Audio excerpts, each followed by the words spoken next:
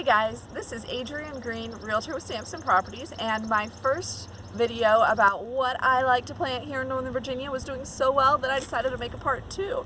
And as long as I continue to have interest in it and you guys continue to have interest in it, keep an eye out. We might do more parts from other parts of my my yard here and what we like to plant in all of those. So here again we have part 2 of plants that do well in Northern Virginia. Make sure to subscribe to find out when we do more videos with other parts of the yard and other garden and plant tips. So here first we see we have a nice row of pencil holly. Again, I love pencil holly because most of my yard has a very organic look to it, and this helps provide a little bit more formality and structure so that my yard doesn't look totally unkempt. Plus they're super low maintenance.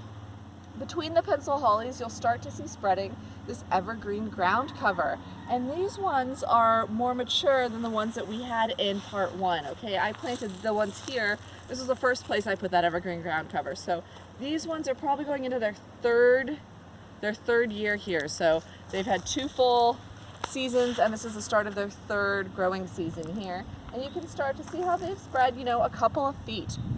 I still do have mulch here, I still do mulch, but I'm hoping that eventually this ground cover will cover all between my larger plants. The other big feature we have here are fig plants. I haven't seen too much new growth this year, so I'm hoping they made it through the winter. Figs were right on the borderline in terms of climate for figs to survive the winter. Typically they have to be in kind of a protected space here, and I do have them more on the south side of my house, so I was hoping that would protect them, but we'll see if they come back. You can see that they had grown really well.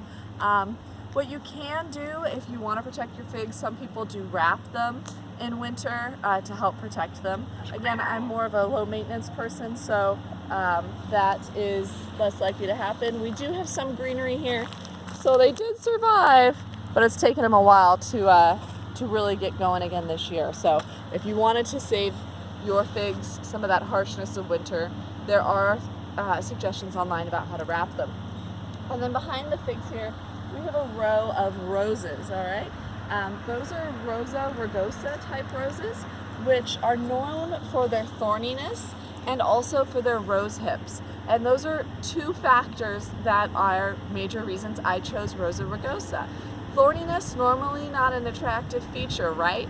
But the thorniness helps keep deer from munching on them too much. So you can see how these do really well, and again, I live on 11 acres. There's lots of deer around here. If it's not in my fenced backyard, I consider it a prime deer area, and I have to plant deer resistant stuff.